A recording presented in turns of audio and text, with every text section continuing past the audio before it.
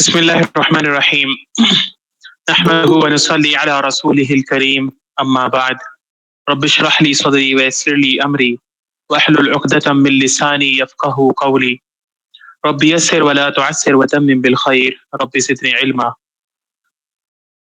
السلام علیکم ورحمۃ اللہ وبرکاتہ. آواز ٹھیک آ رہی ہے؟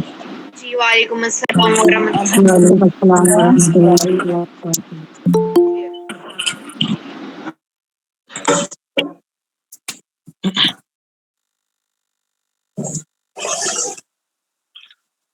ٹھیک ہے، آج کی کلاس میں ہم سورہ نساء کی آیت نمبر 163 سے 170 تک کی تفسیر پڑھنے والے ہیں.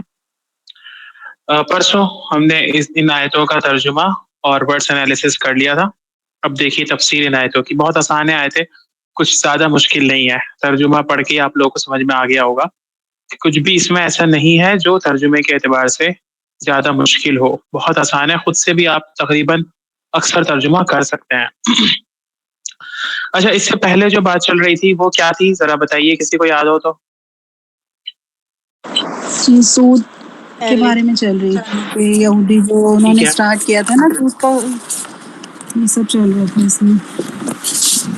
لاسٹ ویک ہم نے یہی پڑھا تھا. اس سے پہلے کیا جی، تھا؟ اہل کتاب راستے سے روکنے کی وجہ سے اللہ تعالیٰ نے حلال چیزوں کو حرام کر دیا تھا. ٹھیک ہے، اہل کتاب کی بات چل رہی تھی. اہل کتاب وہ لوگ ہیں جن کو ہم سے پہلے آسمانی کتاب دی گئی، اور اللہ تعالیٰ نے ان کا ذکر قرآن میں بار بار یوں فرمایا ہے کہ ہم اہل کتاب کی طرح نہ ہو جائیں، ہم اہل کتاب والے کام نہ کرنے لگ جائیں، ہم اللہ کی شریعت اور کتاب کا وہ سلوک نہ کریں، اس کے ساتھ وہ رویہ نہ جو کہ اہل کتاب نے رکھا. بردار کرتے رہتے ہیں، لیکن افسوس ہے کہ ہم میں سے بہت سے لوگوں نے اللہ اور اللہ کی کتاب کے ساتھ جو کہ اہل کتاب نے کر دیا تھا. ٹھیک ہے، اس لیے کہ اللہ کے رسول صلی اللہ علیہ وسلم کی پیشن گوئی بھی ہے. اللہ تعالیٰ نے ان کو بتا دیا تھا کہ آپ کی امت بھی جو ہے وہ اہل کتاب کے نقش قدم پر ہی چلنے لگ جائے گی. تو بس ہمیں کوشش یہ کرنی ہے کہ ہم ان میں سے خود کو نہ بنائیں، ان کے جیسے بننے سے اپنے آپ کو روکیں. اس کے بعد دیکھیے جو آیت نمبر 163 سے جو بات شروع ہو رہی ہے اور آج کا پورا سبق آیت نمبر 170 تک، اس میں اللہ رب العزت نے نبیوں کے اوپر وحی بھیجے جانے کا اور نبیوں کو کس چیز کے ساتھ بھیجا گیا ہے اس کا، اور ہم سب کے لیے جو نبی بھیجے گئے ہیں وہ کیوں بھیجے گئے ہیں، ان سب باتوں کا ذکر فرمایا ہے. تو دیکھیے آیت نمبر 163 سے، انا اوحینا الیک، بے شک ہم نے وحی کی آپ کی طرف، کما اوحینا جیسا کہ ہم نے وحی کی تھی، الی نوح علیہ السلام کی طرف، والنبیین من بعدہ اور ان کے بعد کے نبیوں پر. تو اللہ تعالیٰ کہہ رہے ہیں کہ یہ وحی جو آئی ہے آسمان سے اللہ کے نبی صلی اللہ علیہ وسلم کے اوپر، جس پر کچھ لوگوں کو حیرت ہوتی ہے، جس پر کچھ لوگ جو ہیں وہ کچھ لوگ اس چیز کو ہضم نہیں کر پاتے، کچھ لوگ اس چیز کو برداشت نہیں کر پاتے، وہ اس چیز سے آشنا نہیں ہے، وہ اس چیز کو جانتے نہیں ہیں. اس لیے تو ان کو جاننا چاہیے کہ کوئی نیا کام نہیں ہوا جو آپ صلی اللہ علیہ وسلم پر ہوا، یہ کوئی نئی بات نہیں ہے، یہ کوئی پہلی بار نہیں ہے، یہ فرسٹ ٹائم نہیں ہے کہ آسمان کا زمین سے رابطہ، اللہ تعالیٰ کا اپنے بندوں سے رابطہ وحی کے ذریعے ہوا ہو. اس سے پہلے ہم نے بہت سے نبیوں پہ وحی بھیجی ہے، صرف رسول اللہ صلی اللہ علیہ وسلم پر کوئی نئی چیز نہیں آئی ہے. والنبیین من بعدی، نوح علیہ السلام اور ان کے بعد کے نبیوں پر بھی ہم نے وحی بھیجی. اب نوح علیہ السلام کا اس میں سب سے پہلے ذکر ہوا ہے، ٹھیک، اس کے بعد اور نبیوں کے بھی نام آ رہے ہیں آگے. یہاں پر نبیوں کے ناموں کی جو لسٹ بتائی گئی ہے وہ کوئی ترتیب کے ساتھ نہیں ہے، سیکوینس کے ساتھ نہیں ہے، ایسے ہی بس ایک لسٹ دے دی گئی کہ یہ نبی گزرے ہیں. لیکن پھر بھی جتنوں کا یہاں تذکرہ ہوا، جتنے یہاں مینشن کیے گئے، سب سے پہلے نوح علیہ السلام ہی ہے ان میں، کیونکہ نوح علیہ السلام کا زمانہ بہت پہلے کا زمانہ ہے.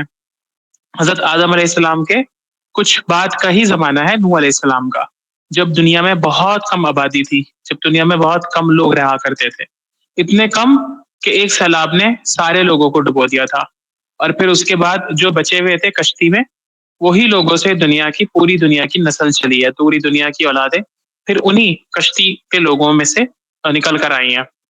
اب نوح علیہ السلام کا جو واقعہ ہے وہ بھی آگے ہم پڑھیں گے۔ اس کے علاوہ جتنے بھی انبیاء یہاں پر بیان کیے جا رہے ہیں، جتنوں کے نام آئیں گے، ان سب کے بارے میں ہم الگ الگ آگے پڑھیں گے، ان کی ڈیٹیلز، ان کی کہانی، ان کے کردار، ان کا کام، ان کا مشن، اور ان کے اپنے مشن کو لے کر جو پیشن تھا وہ، اور وہ کتنے کامیاب ہوئے، کتنے اللہ رب العزت نے پھر ان کی قوموں پر کیا عذاب بھیجا، یہ سب الگ الگ صورتوں میں آگے انشاءاللہ آنے والا ہے۔ یہاں اس آیت میں اللہ رب العزت نے ایک خاص بات اور بیان فرمائی، وہ یہ کہ اس آیت میں اللہ تعالیٰ نے بہت سے نبیوں کا ذکر فرما دیا۔ یہ سارے نبی نہیں ہیں، یہ وہ سارے بھی نبی نہیں ہیں جن کا ذکر قرآن میں ہو۔ قرآن میں اللہ تعالیٰ نے 25 نبیوں کا نام ذکر فرمایا، ٹھیک، 25 نبیوں کے نام ہیں۔ اس آیت میں پورے 25 بھی نہیں ہے، دوسری جگہ پہ ہے۔ اگلی صورت جو ہم پڑھیں گے نا، سورہ انعام، سوری اگلی کی اگلی صورت جو ہے سورہ مائدہ کے بعد والی، اس میں اللہ تعالیٰ نے ایک جگہ پر سارے نبیوں کے نام ذکر فرمائے ہیں، جہاں جس کو کہتے ہیں انبیاء کے ناموں کا گلدستہ ہے وہ، ٹھیک ہے، بکے ہے۔ تو یہاں پر اللہ تعالیٰ نے کچھ نبیوں کا ذکر فرمایا، اور یہ فرمایا کہ وحی کے ذریعے ہم نے سارے نبیوں کو ہی سرفراز فرمایا ہے، وحی کے ذریعے سب نبیوں کی طرف ہم نے اپنے پیغام بھیجے ہیں، وحی کوئی نئی چیز نہیں ہے۔ اب وحی کے بارے میں کچھ ہم نے پڑھ لیا تھا پرسوں، اس کے ڈکشنری میننگ کے بارے میں، اس کے لنگوسٹیکلی اس کا ہم نے آپریشن کر لیا تھا وحی کے لفظ کا۔ اب وحی سمجھ لیں اللہ کے رسول صلی اللہ، آپ کو پتا ہے کہ وحی کب اور کیسے آنا کہ رسول صلی اللہ علیہ وسلم پر؟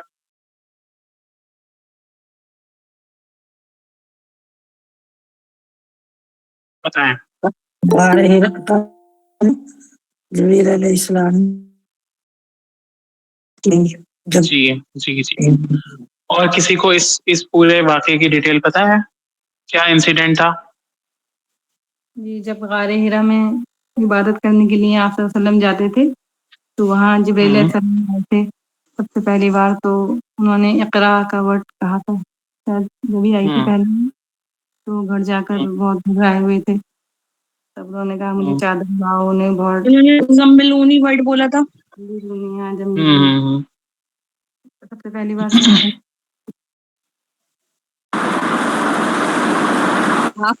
پھر بعد میں ان کے پاس حضرت خدیجہ رضی اللہ تعالیٰ عنہ کے پاس آ گئے تھے نا، ان کو ٹھنڈ لگنے لگی تھی، مجھے چادر اٹھاؤ، اور یہ تب انہوں نے کہا تھا زملونی، اس لیے بولا تھا۔ جی، تو حدیث کی کتابوں میں ڈیٹیل واقعہ ملتا ہے ہمیں وحی کے اترنے کا۔ امام بخاری نے شروعات کری ہے جب اپنی کتاب کی، تو پہلا باب یہی باندھا ہے، کتاب بدء الوحی، وحی کے شروع ہونے کا بیان۔ تو ہوا یہ کہ اللہ کے رسول صلی اللہ کی عمر کے قریب ہوئے تو آپ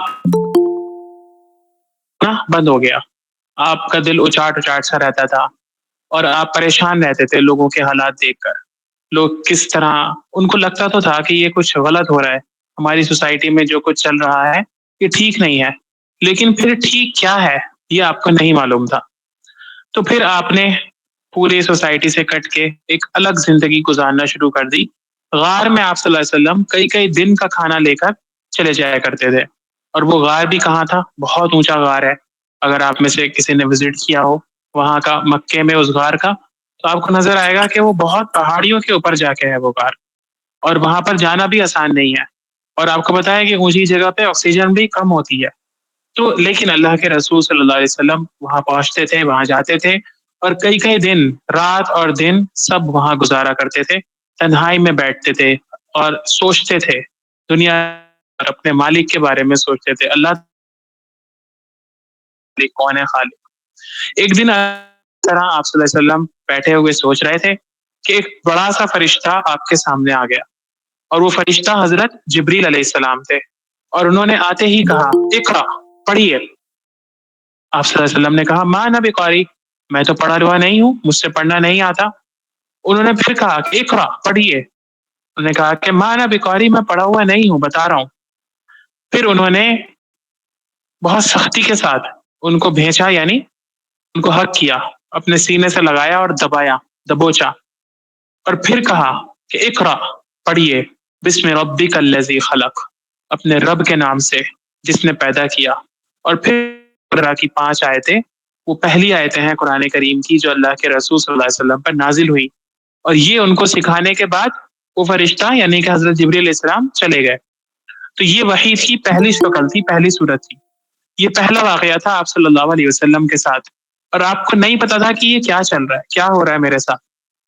آپ گھبرائے اپنے گھر آئے اور گھر آ کے کہا کہ زملونی، مجھے چادر اڑاؤ، مجھے ٹھنڈ لگ رہی ہے.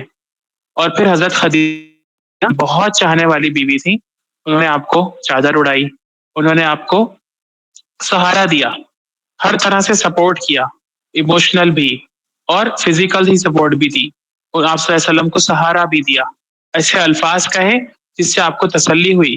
اور پھر وہ آپ کو لے کر اپنے چچا زاد بھائی ورقہ ابن نوفل کے پاس لے گئی، انہوں نے ان کو واقعہ سنایا پورا.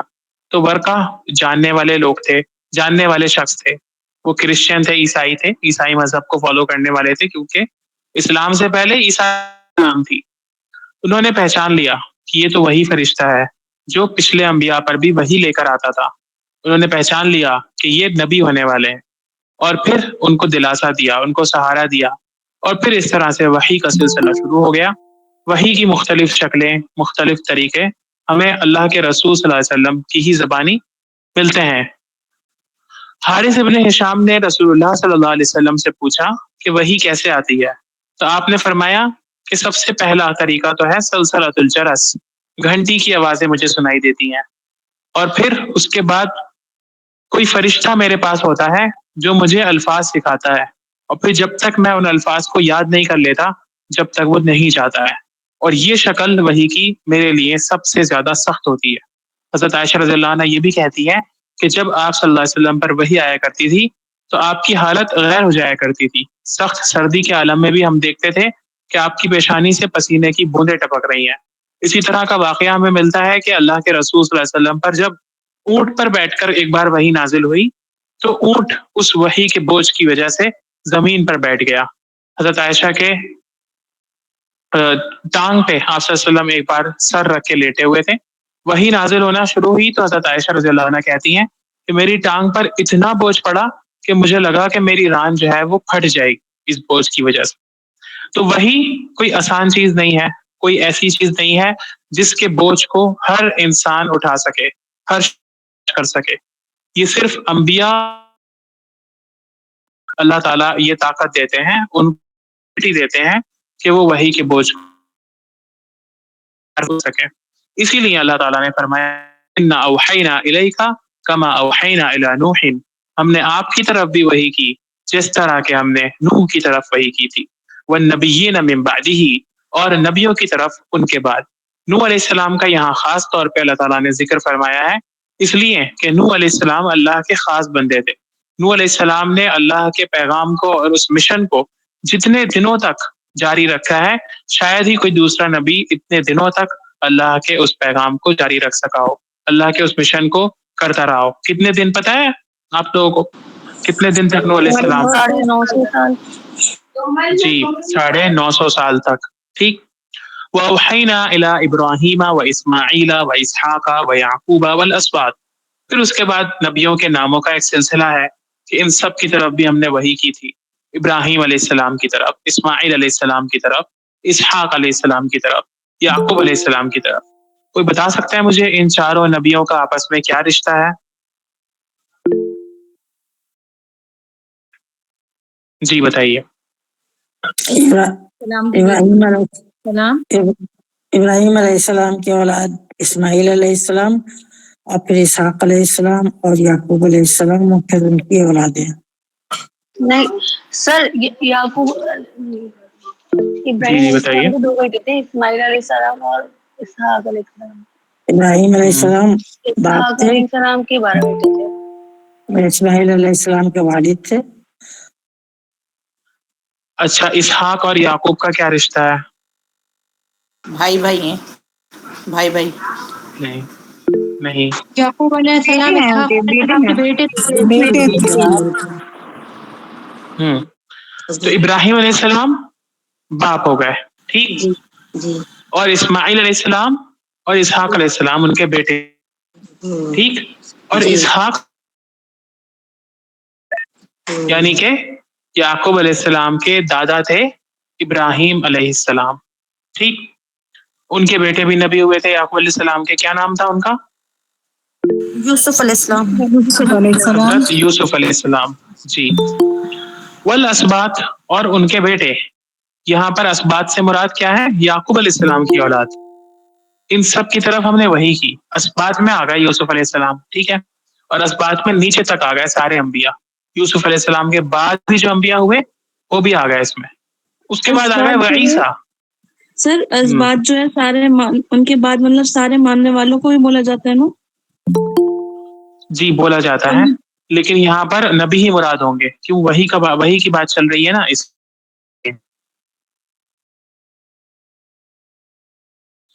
بولا جاتا ہے اسباط کا مطلب ہوتا ہے آل اولاد, لیکن آل اولاد میں نبی ہی مراد لیے جائیں گے, اس لیے وہی بھیجی تھی اللہ نے. وعیسیٰ, اور یہ تو آپ صلی اللہ علیہ وسلم سے پہلے آ گیا اچانک یہاں. اس کے ایوب علیہ السلام, و یونس علیہ السلام, و ہارون علیہ السلام, و سلیمان, اور سلیمان علیہ السلام. ٹھیک, یہ سب بھی نبی تھے. ان سب کا الگ الگ انڈیویجولی ذکر نا آگے آئے گا, ان کو جب ہم وہاں پر آئے گا اسی وقت ڈیٹیل میں جانیں گے. اس کے بعد فرمایا وآتینا داؤد زبورا, اور دی تھی ہم نے داؤد علیہ السلام کو زبور. زبور کیا ہے؟ داؤد علیہ السلام کو دی جانے والی کتاب ہے. کیا تھا اس کتاب میں؟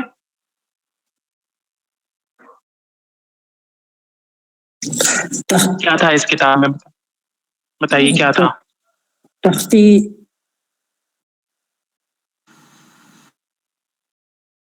اصل میں اللہ رب العزت کی تعریف, اس کی حمد و ثنا بیان کری گئی.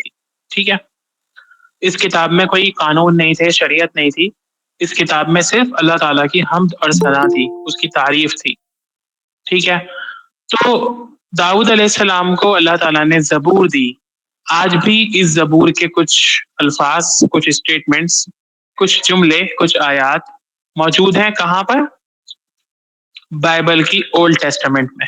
کہ بائبل ایک ایسی بک ہے جس میں اکثر انبیاء کی کتابوں کے الگ الگ حصے موجود ہیں. تو بائبل پہ نیو ٹیسٹامنٹ میں تو انجیل ہے, اور اولڈ ٹیسٹامنٹ میں بنیادی طور پہ تورات ہے, اور زبور کے کچھ حصے بھی ہیں.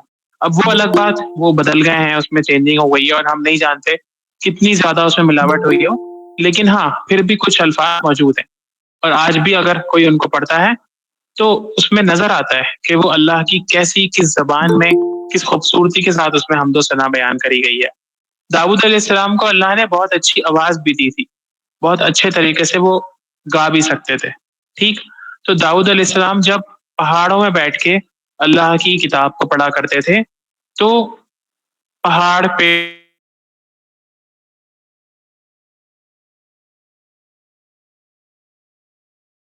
وَرُسُلًا قَدْ قَصَصْنَاهُمْ عَلَيْكَ, اور کتنے ہی رسول ایسے ہیں جن کا قصہ ہم نے آپ کو سنا دیا ہے. من قبل, اس سے پہلے, اس سے پہلے کا جو قرآن نازل ہو چکا, یہ تو مدنی صورت ہے. مکہ میں کتنے ہی فرشتوں کا قرآن جو ہے, قصہ جو ہے ہم نے آپ کو سنا دیا ہے. وَرُسُلًا لَمْ, اور کتنے ہی رسول ایسے ہیں جن کے بارے میں ہم نے آپ کو کچھ نہیں بتایا. جتنے انبیاء اور رسولوں کا قرآن میں ذکر ہے,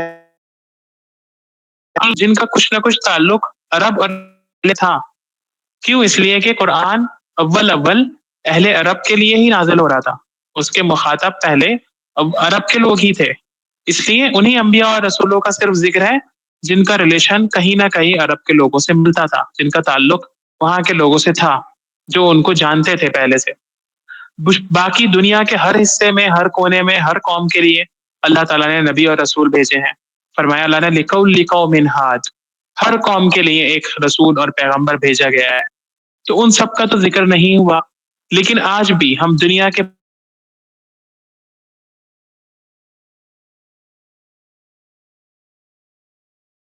ہے تو ہمیں نظر آتا ہے کہ کس طرح سے کتنی سملیرٹی ہے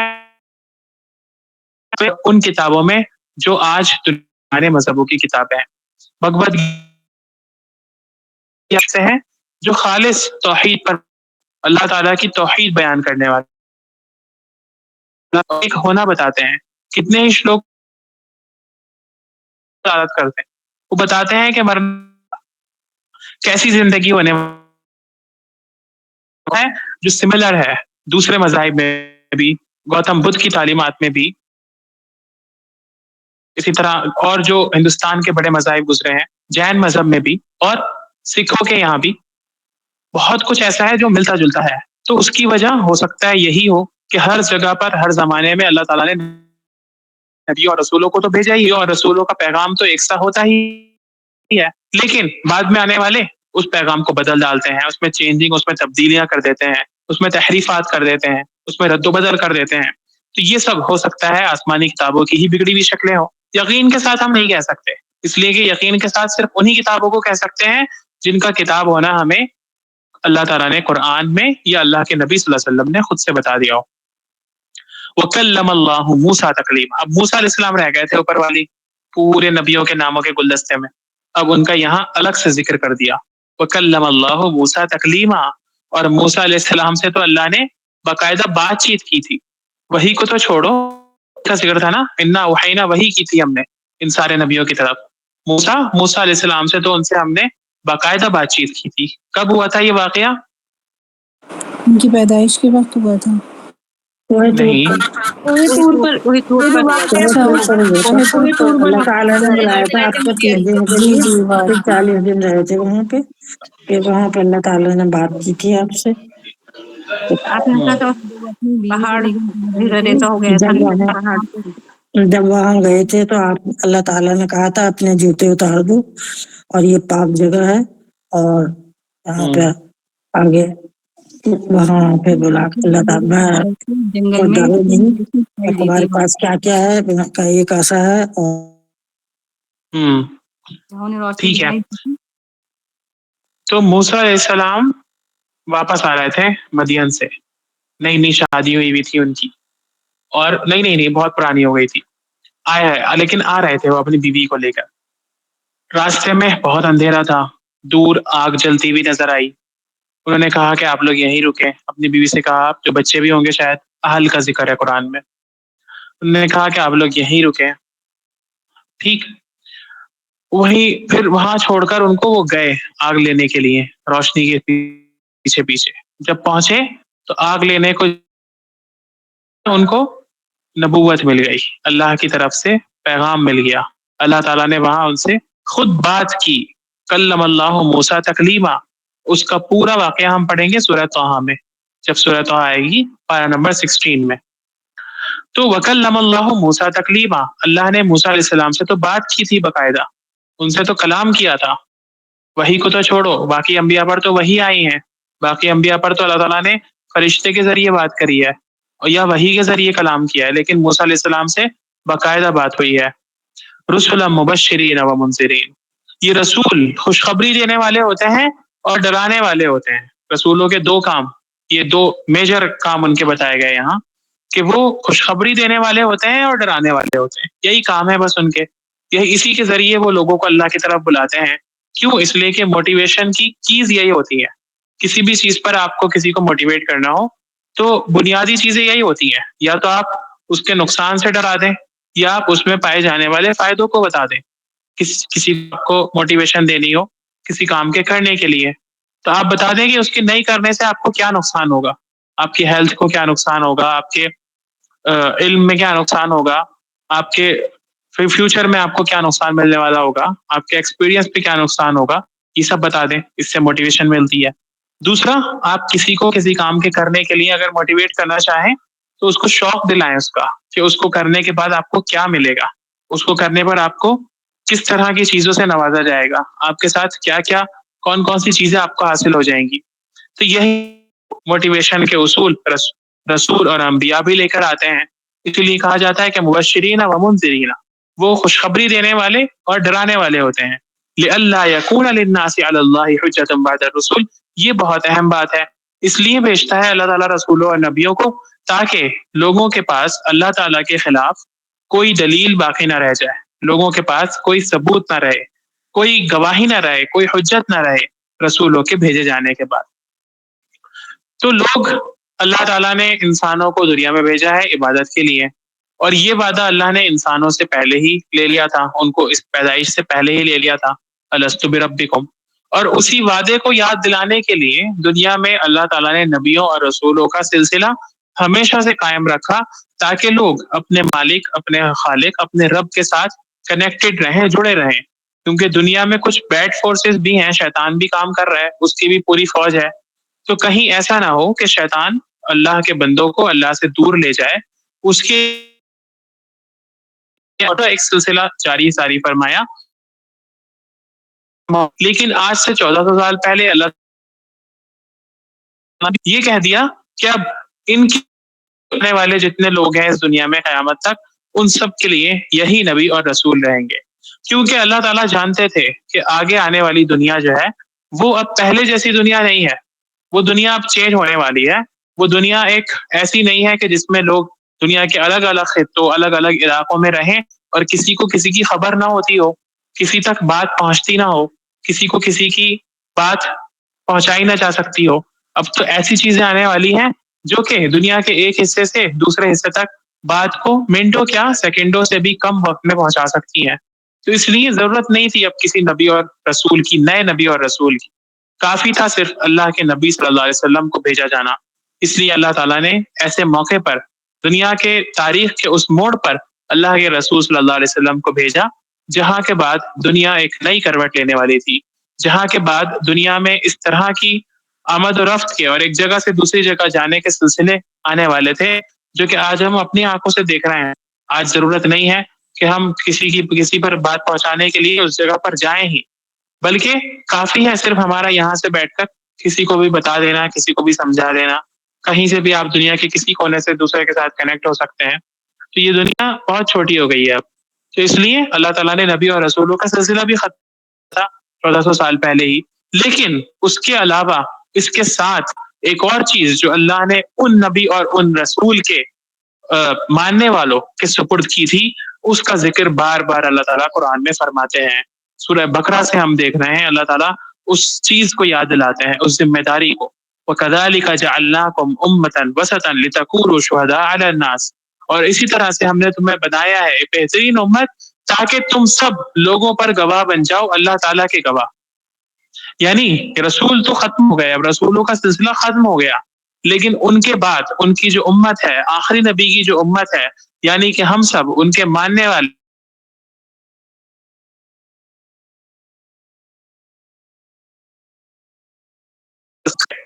کنتم خیر امت اخرجت للناس، سورہ آل عمران میں فرمایا تھا اللہ نے، تم بہترین امت ہو جن کو نکالا گیا ہے لوگوں کے لیے، ولتکم منکم امت یدعون الی الخیر، تم میں سے ایک جماعت، ایک گروپ جو خیر کی طرف بلاتا رہے۔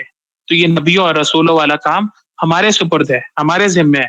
یہ الگ بات کہ ہم اپنی ذمہ داری بھول گئے ہوں، یہ الگ بات کہ ہمیں دنیا نے دھوکے میں ڈال دیا ہو، یہ الگ بات کہ ہمیں کچھ یاد نہ رہا ہو، لیکن ہے ذمہ داری وہ ہمارے کندھوں پر ہی، کہ کوئی بھی شخص اس ذمہ داری سے خالی نہیں ہے۔ اس لیے اللہ تعالیٰ نے آخری نبی کو بھیجا، لِأَلَّا يَكُونَ لِلنَّاسِ عَلَى اللَّهِ حُجَّةٌ بَعْدَ الرُّسُلِ، تاکہ لوگوں کے پاس قیامت کے دن خلاف کہنے کے لیے کوئی بات نہ ہو۔ اب وہ لوگ جن تک پیغام پہنچتا ہی نہیں، جن تک بات پہنچتی ہی نہیں، جن کو صحیح اور غلط بتایا ہی نہیں جاتا، ان کے ساتھ اللہ تعالیٰ کیا سلوک کریں گے یہ اللہ جانے۔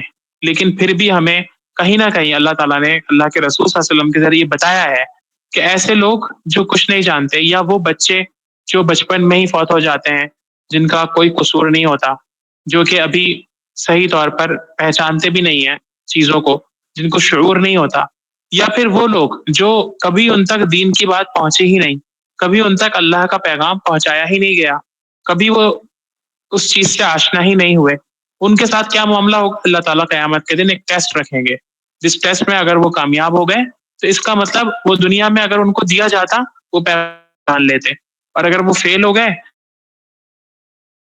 ان کو یہ پیغام دیا جاتا تو وہ نہیں مانتے۔ تو اللہ اپنے بندوں کے ساتھ ناانصافی کرنے والا نہیں ہوتا، ٹھیک؟ تو اس چیز کی دلیل کیا ہے؟ ہمیں حدیث میں ملتی ہے، اللہ کے رسول صلی اللہ علیہ وسلم نے بتایا، وہ حدیث مجھے ابھی یاد نہیں ہے، کافی لمبی حدیث ہے۔ وَكَانَ اللَّهُ عَزِيزًا حَكِيمًا، اور اللہ تعالیٰ ہے زبردست حکمت والا، زبردست حکمت والا، عزیز۔ عزیز کیا ہوتا ہے؟ عزا سے بنا ہے، عین زا سے، اور عزا کے معنی ہوتے ہیں وہ جو زبردست ہو، وہ جو کہ ہر چیز کے اوپر طاقت اور غلبہ رکھنے والا ہو، اس کو کہتے ہیں زبردست. حکیمہ، حکمت والا ہے. لیکن اللہ یشہد، لیکن اللہ گواہی دیتا ہے، بما انزل الیک، اس کی جو اس نے آپ کے اوپر نازل کیا. کیا گواہی دیتا ہے؟ انزلہ بعلمہ، کہ یہ اس نے اپنے علم کے ساتھ نازل فرمایا ہے.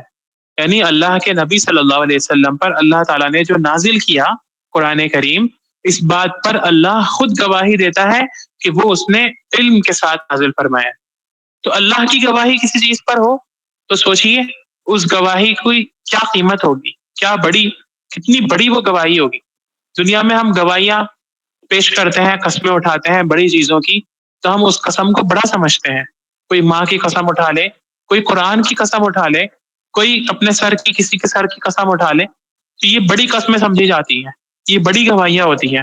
عام طور پہ یہ سمجھا جاتا ہے کہ ایسی قسمیں اٹھانے کے بعد لوگ جھوٹ نہیں بولیں گے، سچ ہی بولیں گے، حقیقت ہی بولیں گے.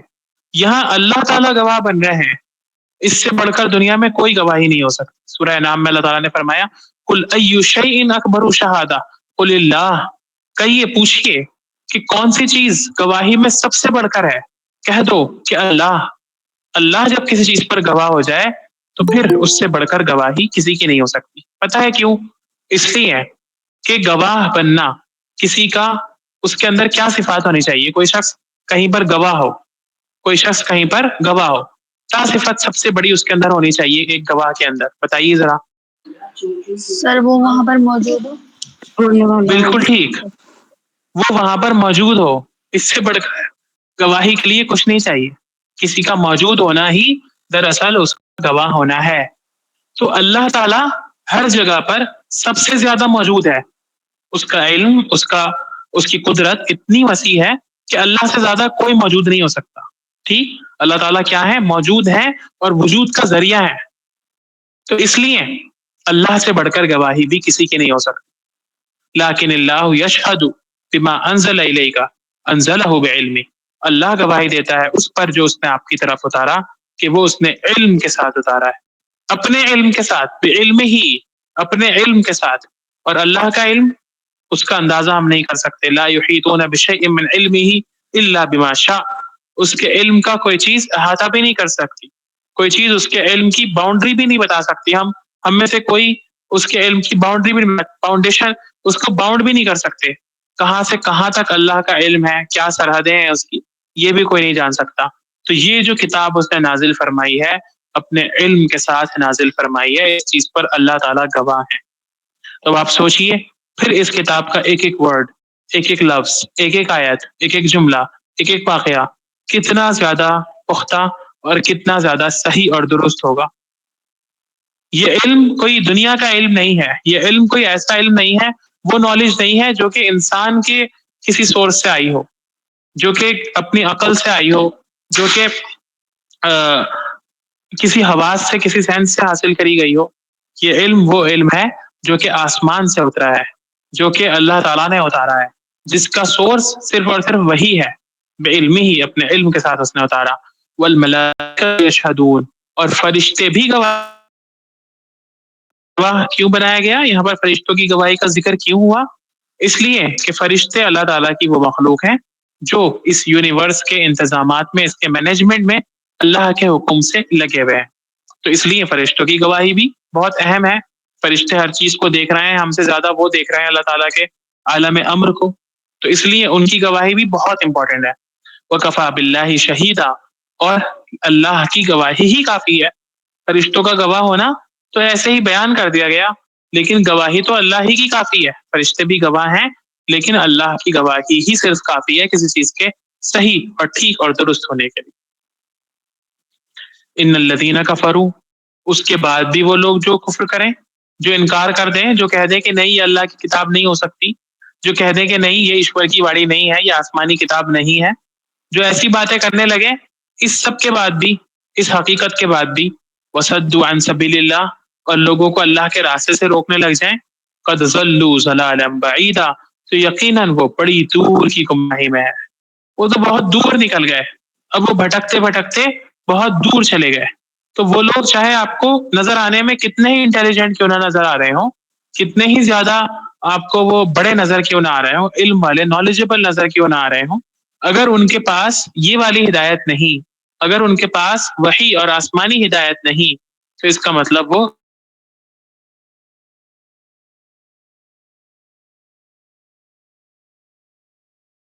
ان کو جب اتنی بڑی ریالٹی سے وہ ناواقف ہیں، ان کو جب یہی ریئلائز نہیں ہو رہا کہ ان کا بنانے والا کون ہے، ان کا پیدا کرنے والا، ان کو پالنے پوسنے والا کون ہے، جب یہی وہ سب نہیں سوچ پا رہے تو پھر کیسے وہ ہو سکتے ہیں، کیسے وہ صحیح چیز کو جان سکتے ہیں. کیا ہیں؟ اندھے ہیں. اللہ تعالیٰ اندھے ہیں اور گونگے ہیں، کچھ نہیں جان رہے ہیں. ان الذین کفروا وظلموا، جنہوں نے کفر کیا اور ظلم کیا. تو ہمیں پتا ہے کسی کو اللہ کی بات بتایا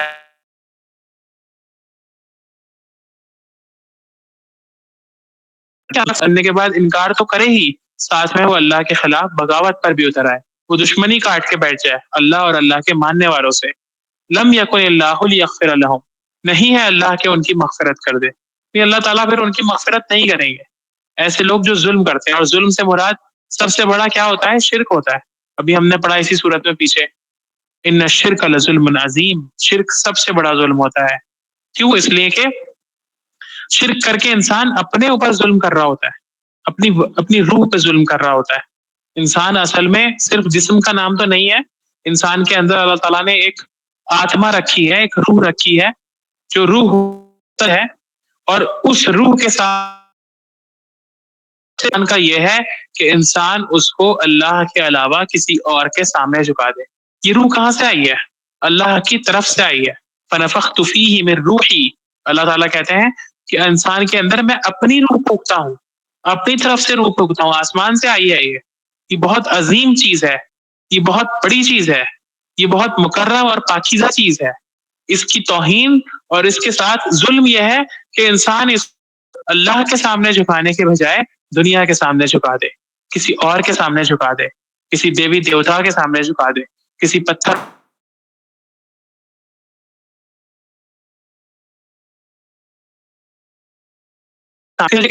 دولت عزت کے سامنے جھکا دے، کسی عہدے کے سامنے جھکا دے. یہ سب چیزیں کہیں نہ کہیں شرک اور ظلم کی زمرے میں آتی ہیں، انسان کے اپنا اوپر ظلم. اسی کو کہا گیا لم یکن، ایسا کرے گا، یہ ظلم کرے گا، یہ ظلم اٹھائے گا تو اللہ اس کی مغفرت بھی نہیں کریں گے. ولا یہدیہم طریقہ، اور اس کو سیدھا راستہ بھی نہیں دکھائیں گے. الا طریق جہنم، سوائے جہنم کے راستے کے. خالدین فیہا ابدا، جس میں وہ ہمیشہ ہمیشہ رہے گا. وکان ذلک علی اللہ یسیر، اور یہ چیز اللہ پر بہت آسان ہے. کسی کو اس کے ظلم کی پاداش چکھانا اللہ کے لیے کوئی مشکل نہیں روکے گی. کسی کا بڑا ہونا، طاقتور ہونا، کسی کا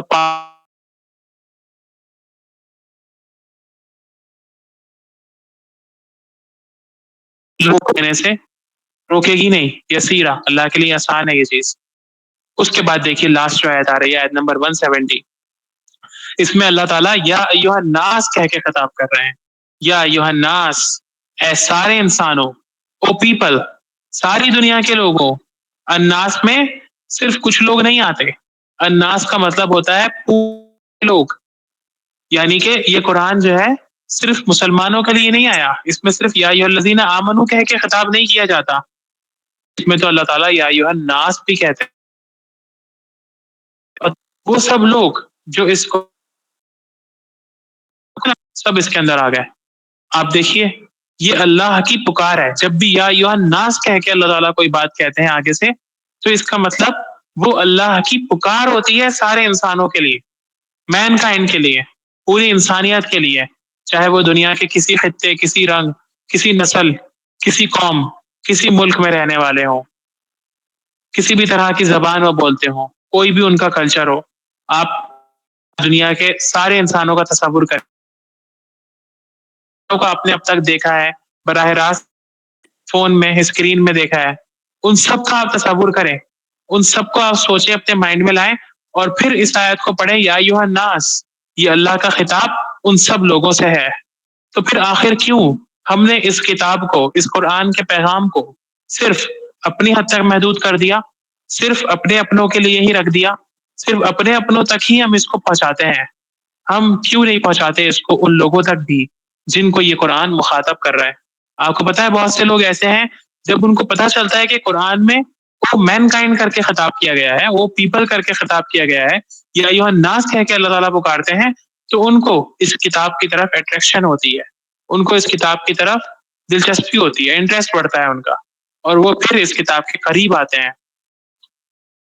بھی ریسنٹلی کوئی سنگر تھا، شاید میں نام بھول گیا، وہ صرف یا ایھا الناس قرآن میں صرف ایک لفظ کی وجہ سے وہ مسلمان ہو گیا، کیونکہ اس کو لگا کہ یہ صرف ایک قوم کی کتاب نہیں ہے، اس کو لگا کہ یہ صرف ایک نیشن کے لیے نہیں آئی، بلکہ یہ تو سارے انسانوں کی کتاب ہے۔ پھر اس نے پڑھا اس کو، یا ایھا الناس کے بعد پھر اس کو پتا چلا کہ اس کے مالک اس کا کیا کہہ رہا ہے، اور پھر وہ چل مسلمان ہو گیا۔ ایسے ہی تو یہ کتاب دراصل انسان کے دل کی آواز ہے، اللہ کا خطاب ہے انسان کے دل کے، کوئی دل سے پڑھے تو دل کے دروازے اس کے لیے کھل جاتے ہیں، وہ اللہ کی بات اس کے دل تک اثر کرتی ہے۔ کیا کہہ رہے ہیں اللہ تعالیٰ یا ایھا الناس کہہ کر؟ قد جاءکم الرسول بالحق من ربکم، آ گئے ہیں تمہارے پاس اب رسول حق کے ساتھ تمہارے رب کی طرف سے۔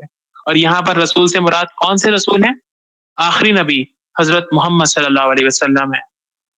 اللہ تعالیٰ نے اوپر سے تمہید باندھی تھی، اوپر سے ایک بات چل رہی، ایک ماحول بنایا جا رہا تھا یہ بات بتانے کے لیے کہ دیکھو پرانے انبیاء آئے ہیں، بہت سے انبیاء گزرے، ان سب پر وحی آئی، ان سب کے ساتھ اللہ نے کلام کیا، ان اللہ نے اپنا رشتہ بنایا اور وحی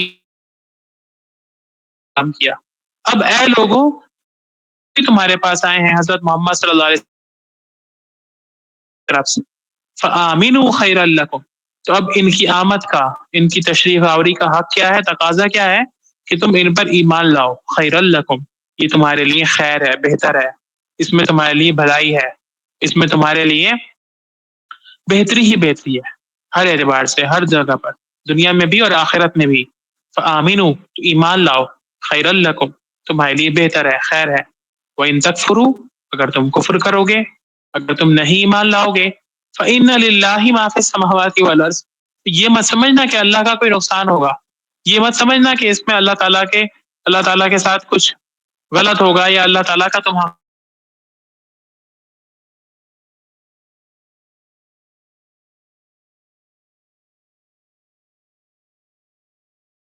بے ضرورت ہے، اس کو ہماری کوئی ضرورت نہیں۔ اللہ تعالیٰ نے فرمایا بھی ہے نا، حدیث قدسی ہے، اللہ کے رسول صلی اللہ علیہ وسلم نے اللہ تعالیٰ سے روایت فرمایا کہ اگر ساری دنیا کے انسان، ساری دنیا کے جنات، اولہم و آخرہم، شروع سے لے کے آخر تک، یعنی انسان سے لے کر قیامت تک آنے والے آخری انسان تک، اور اسی طرح سے جنات بھی دنیا میں اس انسان کی طرح ہو جائے جو کہ اللہ کا سب سے زیادہ متقی بندہ ہو، سب سے زیادہ اللہ تعالیٰ سے ڈرنے والا پرہیزگار بندہ ہو، اس کے دل کی طرح ہو جائیں، تب بھی اللہ کی بڑائی میں ان سب کی عبادت کرنے سے کوئی فرق، بڑھوتری نہیں ہونے والی۔ اس کے برعکس اگر دنیا کے سارے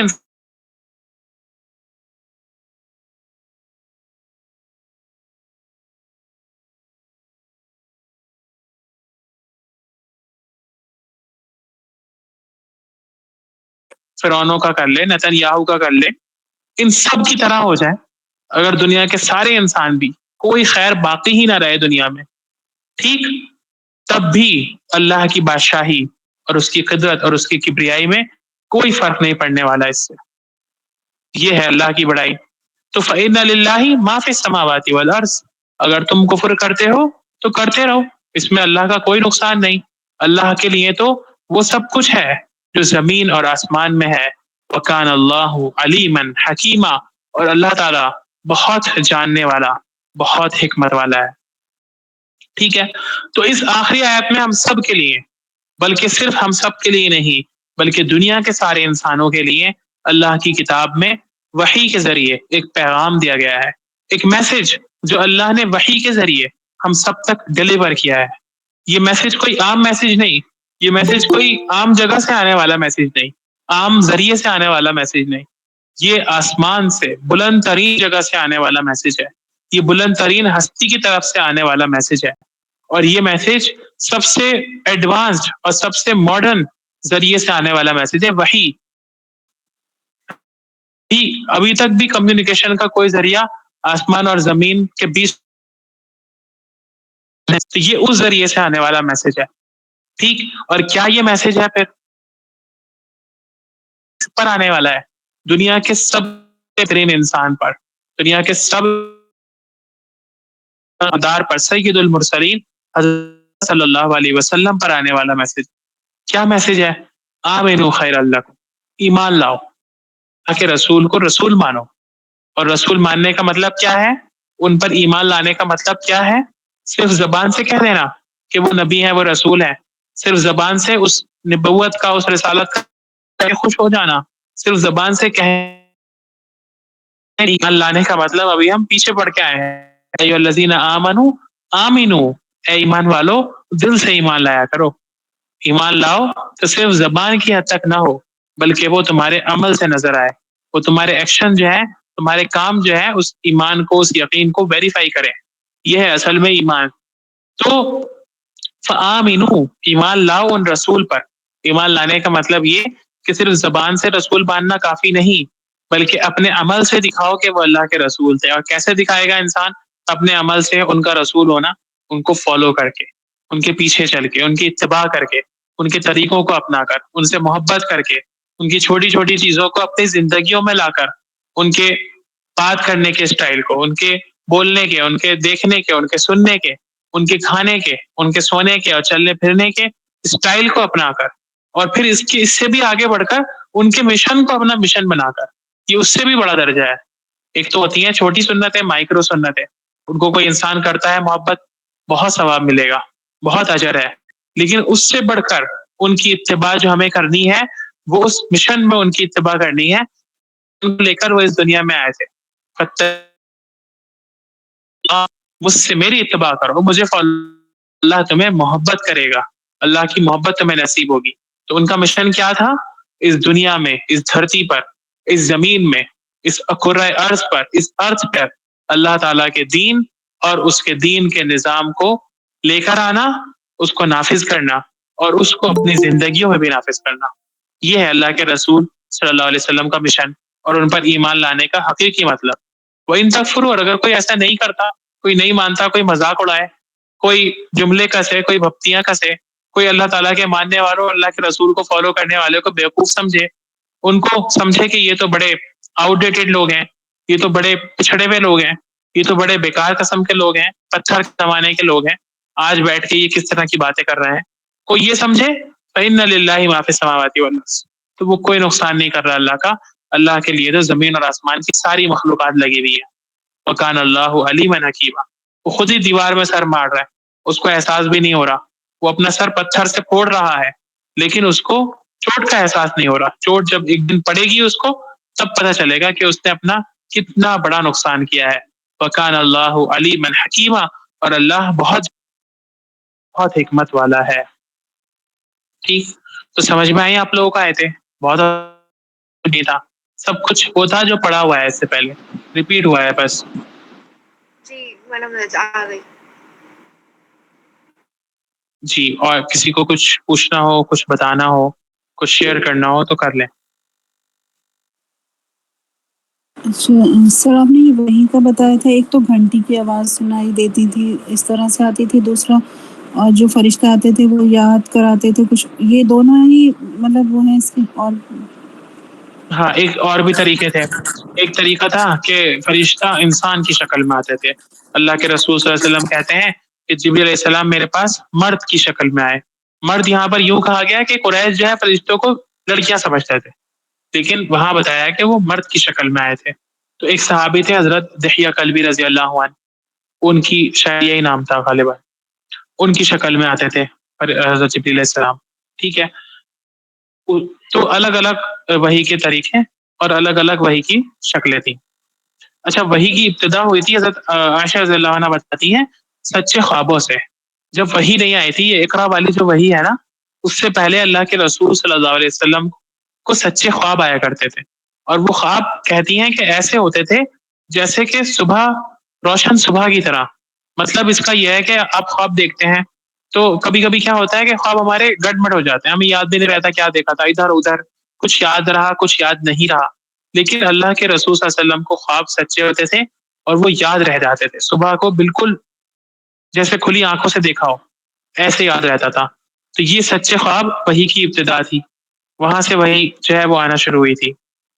پھر اس کے بعد صحیح مطلب صحیح والی وحی آئی جس میں فرشتہ آیا, جس میں جو ہے اللہ کے رسول صلی اللہ علیہ وسلم کو قرآن دیا گیا. قرآن اچھا قرآن ہے نا وہ کبھی بھی خواب میں نہیں آئی ہے, آئی ہے بہت اس کے ساتھ بہت اللہ تعالیٰ نے اس وحی کو بہت پروٹیکشن کے ساتھ بھیجا. بعض وحی تو ایسی ہے قرآن والی جس کو لے کر 70,000 فرشتے آئے. تو اتنے زیادہ فرشتے بھیجنے کا مقصد کیا تھا؟ احترام کے لیے. تو قرآن یہ کوئی چھوٹی چیز نہیں ہے, اس کو ہم آج سمجھ لیتے ہیں کہ بس ایسی ہی کوئی بک ہے جیسے عام مذہبی بکس ہیں, ایسی نہیں ہے, بہت عظیم بک ہے, بس اس کو ہم سمجھنے والے ہوں.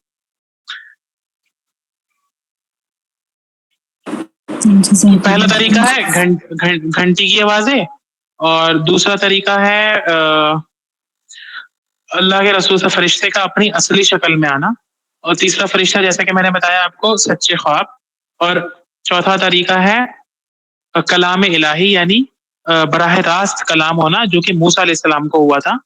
اور چھٹا طریقہ ہے نفس فی الروح یعنی حضرت جبریل علیہ السلام کسی بھی شکل میں سامنے آئے بغیر آپ کے قلب مبارک میں کوئی بات القا فرما دیتے تھے. اس کو کہتے تھے نفس فی الروح. قرآن میں اس کا اللہ تعالیٰ نے نہیں, حدیث میں اللہ کے رسول صلی اللہ علیہ وسلم نے بتایا ہے کہ ان روح القدسی نفس فی روحی, جبریل علیہ السلام میرے دل میں یہ بات ڈال دیا کرتے تھے. کہ جبریل علیہ السلام کسی شکل میں نہیں آتے تھے, نہ فرشتے کی شکل میں نہ انسان کی شکل میں, صرف وہ آتے تھے اور دل میں بات ڈال کے چلے جاتے تھے. یہ بھی ایک طریقہ تھا وحی کا. سر ابھی آپ نے ایک بات بولی کہ مطلب جیسے لوگ ہیں جس ہمارے جو پیرنٹس کے پیرنٹس بہت پہلے رہے ہوں گے تو وہ لوگ تو ایسے جیسے ہم لوگ قرآن پڑھتے ہیں تو انہوں نے پڑھا نہیں ہوگا تو ان کو چیزیں بھی نہیں پتا ہوگی. تو یہ ان لوگوں کے لیے جو ابھی آپ نے بتایا کہ وہاں الگ الگ ٹیسٹ اینڈ ٹرائل رکھیں گے تو یہ چیز مطلب حدیث میں کہاں وہ حدیث آپ ڈال دیجیے گا. یہ ایسے کوشچن بہت لوگ ہاں کرتے ہیں کہ جی مطلب ان کا جی کیا ہوگا. بالکل, میں یہ والی حدیث میں ڈال دوں گا انشاءاللہ, ٹھیک ہے. اور اگر میں جی بھول جی جاؤں تو آپ مجھے یاد لا دیے گا, اوکے. اس سے بہت سیکشن دور ہو جاتے ہیں. بہت لوگ یہی کہتے ہیں کہ ان کا کیا ہوگا, تو وہ تو ایسے تو غلط ہی غلط پڑھتے چلے گئے, پھر کچھ سمجھے ہی نہیں تو اس پہ عمل بھی نہیں کیا. سب کلیئر ہو جائے گا.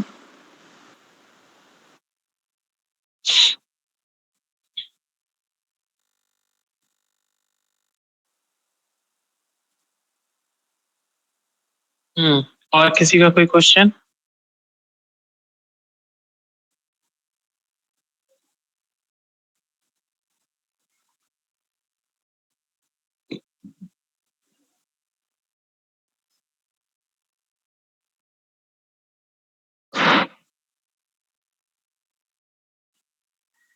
ایک آپ ٹیسٹ کا ٹھیک کیا ہے. کہہ رہے تھے, یہ ٹیسٹ رکھا ہے اللہ تعالیٰ نے, یہ میری سمجھ میں نہیں آیا تھا, کیا تھوڑا سا بیچ میں. ہاں میں بتاتا ہوں. دیکھیے کچھ لوگ ایسے ہوتے ہیں نا جو جن تک کبھی بھی کہیں سے بھی اللہ کا پیغام نہیں پہنچا ہوتا ہے. ویسے تو یہ ہے کہ اللہ تعالیٰ کسی نہ کسی ذریعے سے اپنا پیغام بندوں تک پہنچا ہی دیتے ہیں. دل میں کبھی نہ کبھی زندگی میں ایسا خیال آ ہی جاتا ہے کہ کوئی واقعہ ان لوگوں کی زندگی میں ایسا ہوتا ہے جس میں ان کو پتہ چلتا ہے, حقیقت کا پتہ چلتا ہے کہ ہمارا مالک کون ہے, لیکن پھر وہ اس کو اگنور کر دیتے ہیں, وہ اس کو. لیکن پھر بھی ایک حدیث میں نے پڑھا ہے, ایک حدیث ملتی ہے جس میں اللہ کے رسول صلی اللہ علیہ وسلم نے بتایا ہے کہ اللہ تعالیٰ قیامت کے دن کچھ ایسا ٹرائل رکھیں گے, کچھ ایسا ٹیسٹ رکھیں گے جس میں بندوں کو آزمایا جائے گا, جس میں ان کا امتحان ہوگا وہیں پر ہی. اور وہ امتحان اب اس کی کوئی بھی شکل ہو، کسی بھی طرح سے وہ ہو، لیکن اس میں پاس ہونے والے وہ کامیاب کہلائے جائیں گے، اور ان کے بارے میں یہ سمجھا جائے گا کہ اگر دنیا میں ان کو اللہ کا پیغام دیا گیا ہوتا تو یہ اس کو مان لیتے، اور اس میں فیل ہونے والوں کے بارے میں یہ سمجھا جائے گا کہ یہ وہ ہیں جن کو اگر دنیا میں اللہ کا پیغام دیا گیا ہوتا تو یہ اس کو نہیں مانتے، تو اس بنیاد پہ پھر ان کے فیصلے ہوں گے. ٹھیک ہے، یہ حدیث ہے. تو اس کا مطلب مفہوم ہی بتا رہا ہوں، مجھے صحیح ورڈز اس ٹائم یاد نہیں ہے، بہت پہلے میں نے پڑھی تھی، لیکن ہاں کئی جگہ میں نے کوٹ کری ہے یہ حدیث ایسے ہی. اب انشاءاللہ میں پھر سے اس کے ورڈز لکھ کے جو ہے وہ ڈال دوں گا. جزاک اللہ.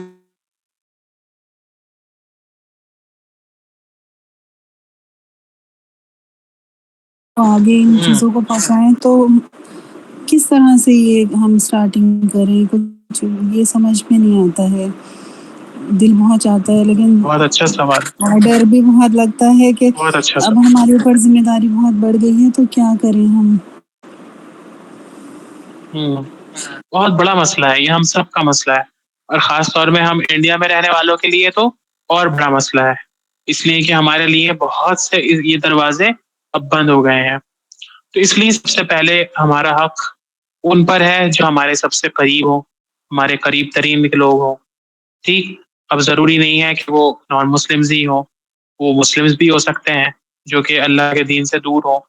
اور پھر اس کے آگے چل کر اگر ہمارے واسطے ہمارے تعلق نان مسلم سے بھی ہوں تو اس میں بھی ہمیں کہیں نہ کہیں جہاں تک ہو سکے باتوں میں کہیں سے گھما پھرا کے کوئی نہ کوئی بات ایسی کر دینی چاہیے کہ پتہ نہیں کون سی بات کس کے دل پر کب کلک کر جائے اور کب جو ہے اس کو ہدایت نصیب ہو جائے. ٹھیک ہے، تو یہ جہاں تک ہم ہمیں کرنے کی کوشش کرنی چاہیے، جو بھی اپنا سکتے ہیں اس کے لیے بہت احتیاط کے اچھا، ساتھ اس بھی، میں جیسے کیونکہ کلاسز ہوتی ہیں اس میں جوڑنا بھی لوگوں کو یہ بھی آئے گا نا، اس میں اس کا بھی ہمیں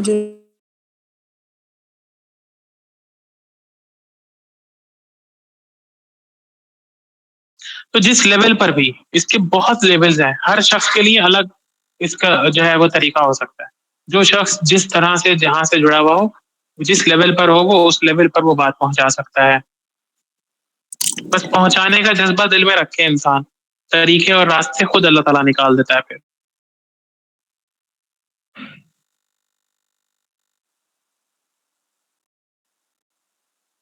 بہت سے لوگ ایسے ہوتے ہیں جو اس کام کے لیے اپنی زندگیاں داؤ پہ لگا دیتے ہیں، اپنی پوری زندگی وقف کر دیتے ہیں. بہت عظیم لوگ ہیں وہ اللہ تعالیٰ کی نگاہ میں. اللہ تعالیٰ ہم سب کو بھی وہ جی. توفیق ہماری عطا بھی فرمائے. ایک کبھی ایسی تھی سر، ایک منن بھائی جو ان کی وائف کو جانتے ہوں گے آپ، منن ببلو جی جو جی ہیں، تو میں انہی سے جی. سب سے پہلے میں نے اسٹارٹنگ کی تھی، انہی سے جڑے تھے ہم. اور ہوں اب ماشاء اللہ ایسا ہو گیا تھا، ہم نے ایک تنظیم بنائی تھی، اس میں ہم نے 10-15 پروگرام بھی ہمارے ہو گئے تھے. ہم محلے میں ایسے محلوں میں ایک پروگرام قرآن سے جڑنے کے لیے لوگوں کے کرتے تھے. بس یہی سب شروع کیا ہوں. تھا اور ان کا ایک دم ان کا انتقال ہو گیا اور سب ایسا ہو گیا، جی رک جی سا جی. گیا. لیکن بہت میرے دل کو ہوتی ہے، میں کہتی ہوں کہ یا اللہ آپ نے ذریعہ بنایا تھا اور وہ ذریعہ ختم ہو گیا، تو ڈر ہوں. لگتا ہے بہت کہ کس طرح سے کریں اب اس کام کو.